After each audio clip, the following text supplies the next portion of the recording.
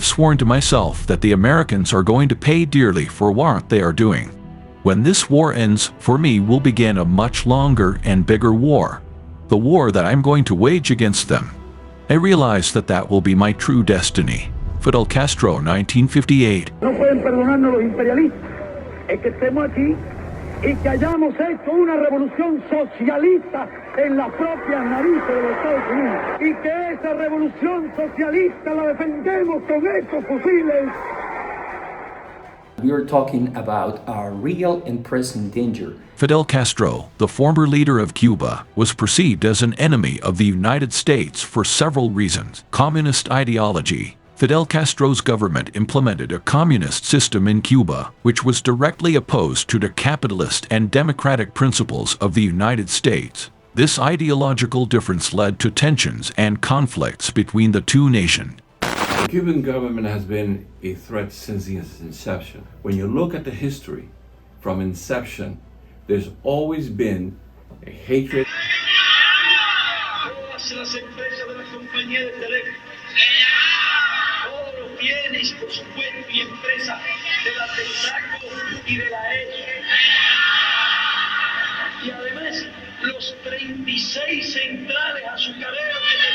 After coming to power in 1959, Castro's government confiscated all American-owned businesses and properties in Cuba without compensation.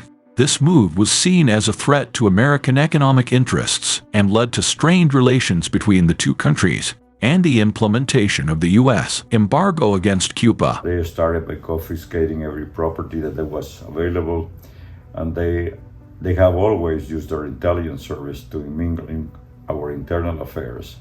I remember with the what they call La Red Avispa was around. One of the things that they had promoted was channels to be able to bring in explosive and military weapon. I don't think that was really publicly said, but it was in the report from the FBI, which means that they had in mind at one point in time, if necessary, to be able to bring explosive into this country to destabilize our regime. Castro's Cuba actively supported and provided assistance to revolutionary movements around the world that were opposed to American influence. This included supporting armed groups in Latin America, Africa, and the Middle East. La lucha armada es el único camino. One of the biggest threats right now, which is a long-standing threat, Fidel Castro and the Cuban regime hosted the M-19 movement in Colombia, which later broke up and became part of the Colombian government. They also formed many of the guerrillas that you had in El Salvador, in Honduras, and many other Central American cities. They also have been involved in the drug trafficking from early on. Democratic Republic of the Congo. In the early 1960s, Che Guevara and a group of Cuban soldiers participated in the civil war against Moises Font in late 1990s. Cuba sent troops to support the government of Laurent Desire Kabila in its fight against rebel groups. Cuban forces played a significant role in helping the government regain control of key areas. Sending thousands and thousands of young Cuban soldiers to fight and die for a failed ideology was Cuba, in Angola, Mozambique, Eritrea, even Syria during the Yom Kippur War. 1975 to 1991. Cuban intervention in Angola. Cuba sends troops to support the Marxist government of Angola in its fight against the National Union for the Total Independence of Angola, UNITA, rebels. Cuban troops play a crucial role in helping the Angolan government secure victory. 1977 to 1989. Cuban intervention in Ethiopia. Cuba sends troops to support the Marxist government of Ethiopia in its conflict with Somalia. Cuban forces assist the Ethiopian government in repelling Somali incursions. There have been multiple instances. The 1980 Mariel Exodus, the 1994 Exodus, vows just to change, to get rid of a certain amount of the population that was dissident to the regime. Even when Clinton gave them, because of that little hurricane, all the agricultural conveniences to buy, and they still exploited. We've had Ana Belén Montes, now we have an ex-ambassador, molds for 20, 30 years in our government, making decisions or giving decision makers opinions about what the regime was. The capture now of Mr. Rocha, whom I met, I was a friend of his. It did surprise me when he was actually picked up at this country. I didn't believe it at the beginning. I had a long relationship with him, a friendship. The interesting thing, he never asked me a question at all. So he never elicited any information from me whatsoever. But he had a tremendous access. So he probably did more danger to the United States than anybody else, because while he was an ambassador in different places, he was receiving all sensitive information that is distributed among the different embassies about the foreign policy of the United States. I am sure they were passing that to the Russian and also to the Chinese to their benefit. So they have been very, very harmful for this country's national security. On November 17, 1962, the Federal Bureau of Investigation, FBI, led by J. Edgar Hoover, thwarted the war that Castro and Che had planned to wage against ordinary Americans, particularly in some of their favorite places of entertainment. 1962, the Cuban Missile Crisis occurs when the U.S. discovers Soviet nuclear missiles in Cuba. The presence of these missiles posed a direct threat to the United States, and it resulted in a heightened state of tension between the two nations. If it weren't for Nikita Khrushchev that knew what Fidel Castro requested of him, to nuke the United States, Fidel Castro wanted to gain control of the missiles so he can fire them. He even got infuriated when Nikita Khrushchev told him that you have no control. We will always have control of the weapons. Cuba supports various Marxist insurgencies and revolutionary movements in Latin America and Africa, which the U.S. views as a threat to its interests in the region. They have had a biomedical research lab that conducts biomedical weapons. They almost got the production of cocaine. Thank God the U.S. government detected that and stopped them. That's why Fidel Castro went out and killed one of his most infamous generals and a couple of co-conspirators. But he was, and we're getting evidence that Raul Castro was also involved in the drug transaction with the recent books put out by ex-Colombian drug lords. It was Fidel Castro Ruz who cut a deal with Roberto Suarez and started La Corporación, one of the largest drug trafficking enterprises that the world has ever known. The offsprings of La Corporación are still plaguing this hemisphere with violence. Which organizations are those? The Colombian cartels. If you listen to Carlos Leder, one of the most powerful Colombian drug kingpins, who recently published a book, he revealed that agreement cut by Fidel Castro was still ongoing with the Colombian cartels. We saw the WASP network coming in here. We have people that got into every naval base here from Key West all the way to Brunswick. They knew where our nuclear sites are. They even had a diver go into the nuclear site here in Miami. So if you don't consider that a threat, then I don't know what a threat is. 1996. Cuban fighter jets shoot down 2 U.S. civilian aircraft operated by a Cuban-American organization, resulting in the deaths of 4 American citizens. This incident escalates tensions between the two countries. 2006. Fidel Castro temporarily transfers power to his brother Raul Castro due to health issues. This leads to uncertainty about the future of the Cuban government and the potential impact on U.S.-Cuba relations. 2023. Chinese military bases in Cuba are confirmed. They have a line with our main enemy, which is China and the Soviet Union, and also they are very close tie with Iran. And the most dangerous thing is the proximity of Cuba to the United States and those countries having access to Cuba. Like we know they had an intelligence base in Lourdes that was used by the Soviet and then by the Chinese. They have a lot of penetration inside this country, many of them that have been detected, and most of them has not.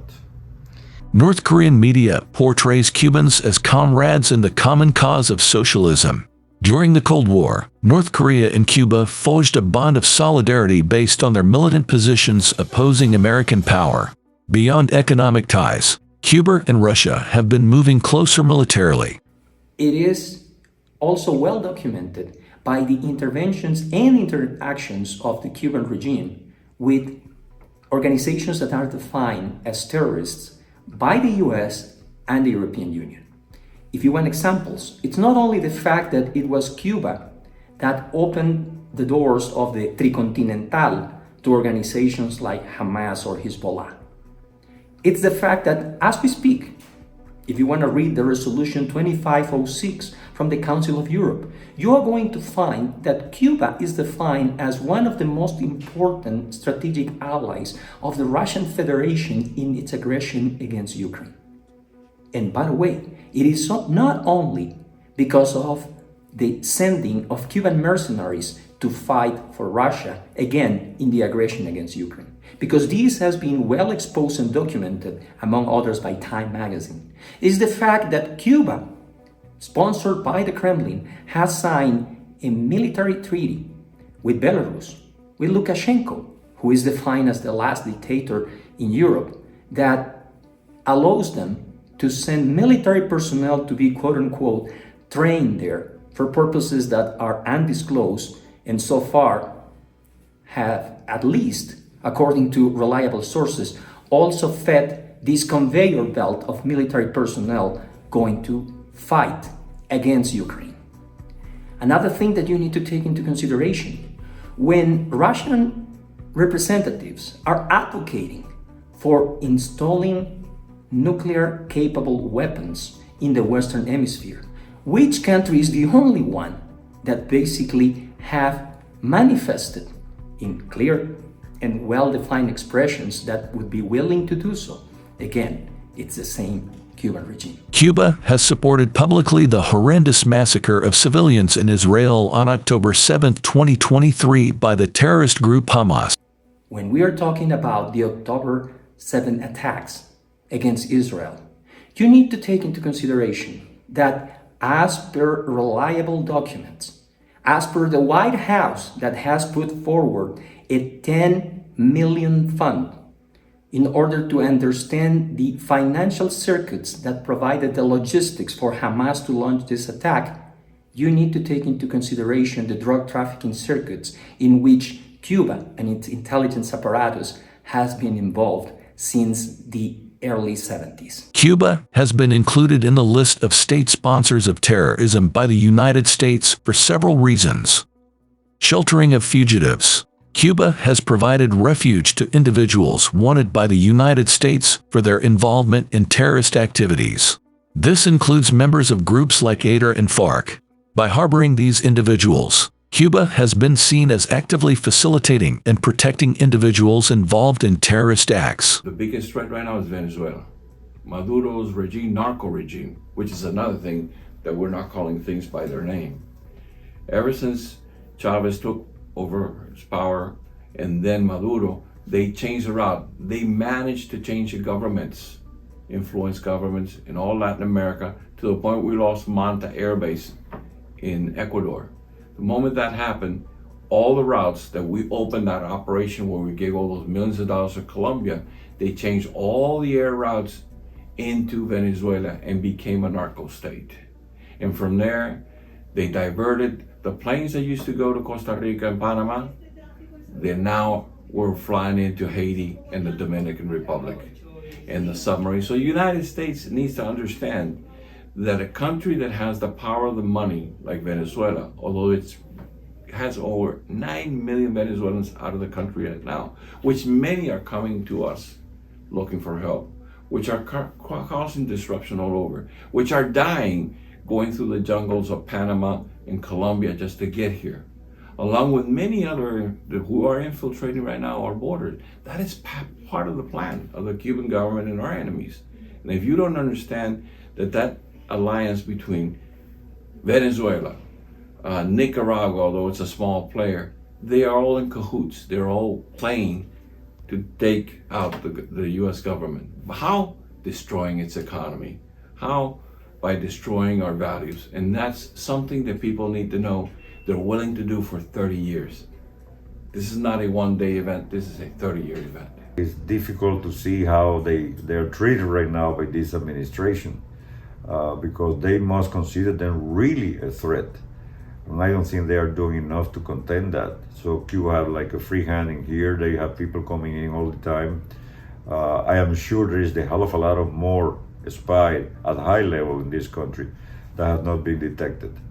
And at a point in time, if they decided to do something, Cuba would be ideal because they have so many people inside this country to destabilize the American nation. So this is not about something that is just a potential threat.